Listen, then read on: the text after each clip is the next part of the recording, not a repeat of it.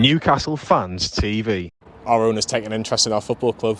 We've been asking for this for such a long time, and Amanda Staveley and Mehrdad Ghodoussi have just shown so much interest in so many different things, and it's fantastic to see. Particularly like on the women's side of things, we've done interviews with the manager and some of the players, but it's nice to see that they're getting that connection between people at the top of the football club, because it's been lost for a number amount of years because no one really cared, and now there is a genuine interest, which is fantastic to see. And the fact that they care about the men's side, the women's side, the foundation, everything, it just helps, because it makes Newcastle United, it puts them as one, which is just it's amazing to see. And I can't really thank them enough for doing that, because it's what the previous owners were lacking, but the new owners seem to get it, and that's all we really wanted. Do they get Newcastle United? Because Newcastle United is everything to a lot of Newcastle supporters. You know, they go to games week in, week out, which is nice to see. Jane Rubin gets involved as well, which is lovely to see. And you can tell how much it means to them when Newcastle do get a positive result. And the more positive results we've seen in the last few weeks, you can tell how much it really cares to them. Like, Ashley was only there once a season, which was the home game. We pick a random home game. Now they're there every game, home and away. It was brilliant. We've just had 3 away trips, and they were all there, which is great. And I've seen Amanda Staveley going back into the Goodison car park. So I think that's great to see that they're there for the support, that they're the custodians, that they're running the club, whilst the PIF fund it. And Jamie Rubin's obviously been seen as well, and obviously and how they travel, they've been on trains and they take the mickey out of each other and everything like that, which is like, it's a human side of things that you want to see from your owners as well. And Amanda's like, the thing I like about her is she's dead welcoming to kids as well, because she's got a kid herself, so she knows what it's like to be a mother. The women's side of things, I love that. I want to see a WSL team. That's what I want. Durham got one. Not many people know that around here. Durham have got a WS side. Why can't we? Why can't we put money into it? And obviously they've said that the girls are going to be paid as well, which is fantastic. So more to it, and it's great to see. And hopefully one day in a few years' time we're celebrating a League Cup or an FA Cup and they're there. Warm weather training camps are always a good thing, especially at this time of season, because Newcastle seem to be doing well. Newcastle always seem to have warm weather training camps, even under Benitez, Pardew, etc. Because normally we're out the FA Cup, which isn't a great thing. However, Saudi Arabia will always be controversial, because Newcastle have owners in Saudi Arabia, which, rightly or wrongly, people will discuss this.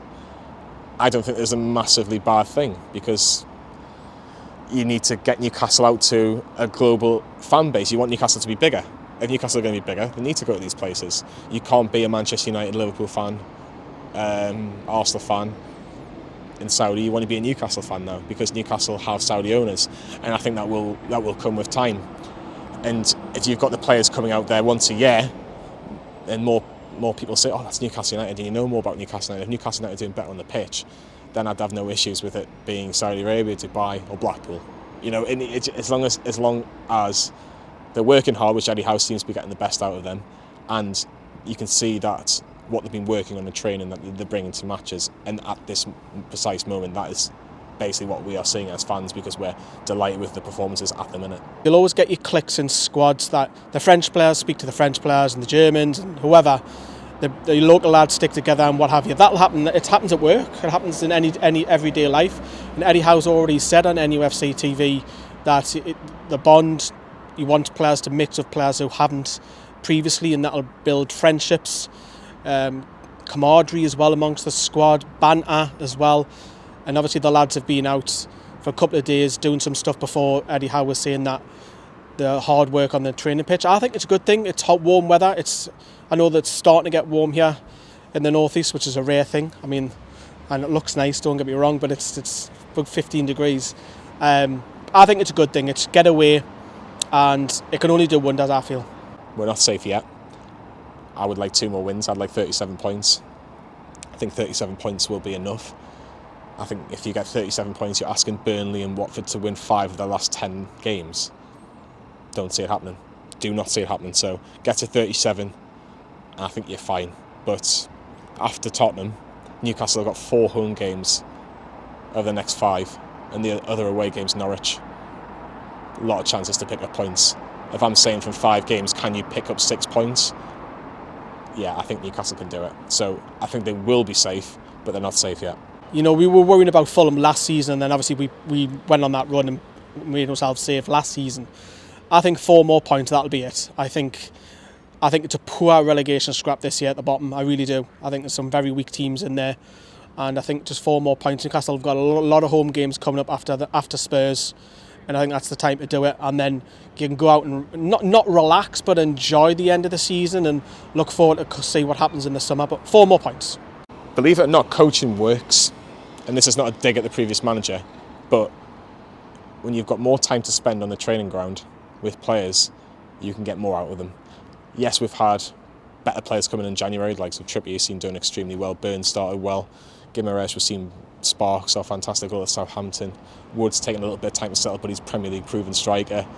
Matt Targett, no one talks about him because he's so consistently at a level like a 7 or 8 out of 10, which is what you want to see. But you've seen Fabian Schär improve. You've seen the likes of Jonny Lee improve, Joe Willock improve. Alan Saint-Maximin is there or thereabouts. Ryan Fraser has improved. And when you've got a team of players that are willing to play for the shirt now and getting coached on how to improve week in, week out, it only helps. It only helps, but it helps the other players around them. You've seen Emil Kraft come in, Javier Manquillo come in, and they're not the best players in the world, but they are putting in half decent performances for how good they are, which is good to see. And that's why Newcastle are picking up points. 31 points. Who would have thought Newcastle would be on 31 points after we played Watford? It's unimaginable. We did videos after that Watford game, we're thinking, we'll be lucky to be out the relegation so by April. But now we're in a position where we're thinking, well, can we get into the top half? Who would have thought? It's still going to be tough, but it does seem that Newcastle are going to be hovering around between 10th and 15th. That's unbelievable considering where we were. Dan Burns been solid, minus the last couple of games. Matt Targett, solid. Bruno Guimaraes is starting to get into rhythm. Chris Wood, I feel struggle for goals, but overall his overall play is fantastic. And then you look at the squad, you look at Jonjo Shelvey, Fabian Schär. I mean, I thought Fabian Schär was out the door. I really did. I thought he was out the door, and he looks like a player reborn now. And not just that, Ryan Fraser is another one. There's probably someone I've missed off this list. They're all absolutely flying at the moment. It's great to see. And I think I think Johnny said it earlier, I think it's down to coaching. Because we've all laughed and the players have all said that they get loads of days off when Steve Bruce was here, and Steve Bruce will just literally kick the ball and say, go play, lads. Well, go play. And I think it's just, Eddie Howe's already said it, that he loves coaching. He's very articulate, which I like, his attention to detail. And they even have stats on, he looks at the stats database, he's heavily into that, in him and his team. I love all of that, and it's paying off now when Newcastle obviously starting to climb the table. I think we will lose some more games the rest of the season. I think we'll win some more, but yeah, it's great to see. I think it's just down to coaching. I think that's all it is. Eddie Howe's the right man, and the fans have got behind him, rightly so. And he's getting a tune out of the players because he's working hard. He wants to improve. He seems so focused on improving Newcastle United. Now, maybe that's because he knows that Newcastle can bring any manager they like in now because of the finances they have behind them. But if you're doing a good job week in, week out, year in, year out, as he'd like it to be, then there's no reason why he's not the right man. I'm certainly happy with what he's doing now. There will always be questions. Can Eddie Howe improve this football team? Can he get them higher and higher if Newcastle were to stay up this year? Because it does seem that Newcastle are going to spend a lot of money in the summer, you'd like to think. And if that is the case, there will be questions. Eddie Howe, can Eddie Howe get Newcastle into the top 10? Can Eddie Howe get Newcastle into Europe? The first question was, can Eddie Howe keep Newcastle United up? And at the minute, Eddie Howe is doing that. He can keep Newcastle United up, and he's nearly there. Eddie Howe I was very confident that he would come in. He's been backed, and it's not stupid signings, it's sensible signings as well. I think he's got to be allowed the chance. Even if Newcastle have a dip in form next season, he's got to be allowed that chance to build. And his signings have to be his, I feel. So he's got to be allowed to go in January. Well, he's just done that in the summer as well. That they're his buys. So his head gets put on. If he gets laughed at or criticised, or if they turn out to be wonders, it'll be Eddie Howe who gets the plaudits. And then, I think expectations are going to rise, of course. You've got to just steady on. I think people are a little getting carried away. I think if you can get a top 10 and just on the verge of Europa League, I think I'll probably take that and then build again and again. I think he's got to be given the long term. He's got to. Staveley's talked about wanting the Alex Ferguson effect with Eddie Howe. He's got to be given that chance. There are several players, some players that are even playing in the last game, that aren't good enough for Newcastle. That if they want to be in the top half consistently, challenging for Europe, challenging for, you know, the big honours, like, which is even unimaginable to say. And that I would imagine if there's been 90 million spent in January, there might be a lot more spent in the summer, because more players will be willing to come to a team on a clean slate rather than 18th, 19th, 20th in the league. I believe that there are certain things that the club have done already which have been brilliant, like naming the bar Shearer's Bar again. Easy bit of PR. That could have been done in the summer, but they've done it now, which is brilliant. There will be certain stuff that they will do, and I think we'll appease the fans brilliantly, and now we've just got to see what they will do. If Newcastle at the start of next season, it was funny. I've just been talking to a friend of mine. Could you imagine if Newcastle won the first game of the season next season? When was the last time that happened, when Newcastle won the first game of the season at St James's? I can't physically remember. That's how long ago it's been. But could you imagine the buzz? Could you imagine the excitement? The hope.